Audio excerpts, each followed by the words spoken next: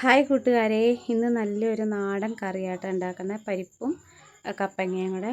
അപ്പോൾ ശകലം പരിപ്പും ഒരു കപ്പങ്ങയുടെ പകുതി എടുത്തിട്ടുണ്ട് കേട്ടോ.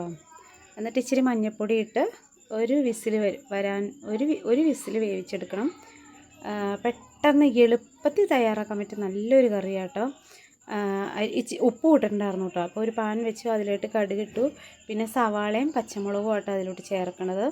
എന്നിട്ട് അത് നന്നായിട്ട് വഴറ്റിയെടുക്കണം. ഒരു ഇതാവുമ്പോഴത്തേക്ക് അതിലോട്ട് ഞാൻ കറിവേപ്പില ഇട്ട്, ഇന്ന് കറിവേപ്പില കിട്ടിയിട്ടോ. കറിവേപ്പിലയും കൂടെ ഇട്ട് നന്നായിട്ട് മൂപ്പിച്ചെടുക്കണം. എന്നിട്ട് ലേശം മഞ്ഞൾപ്പൊടി ചേർക്കണം, കാരണം നമ്മൾ വേവിച്ചപ്പോഴും മഞ്ഞൾപ്പൊടി ചേർക്കും. താളിക്കാൻ നേരത്ത് മഞ്ഞൾപ്പൊടി ചേർത്താലാണ് കറിക്ക് ഒരു കളറും ഉണ്ടാവുള്ളൂ, അല്ലെങ്കിൽ ഇത് ഒരു കളറില്ലാണ്ടിരിക്കും താളിച്ചൊഴിക്കുമ്പോൾ.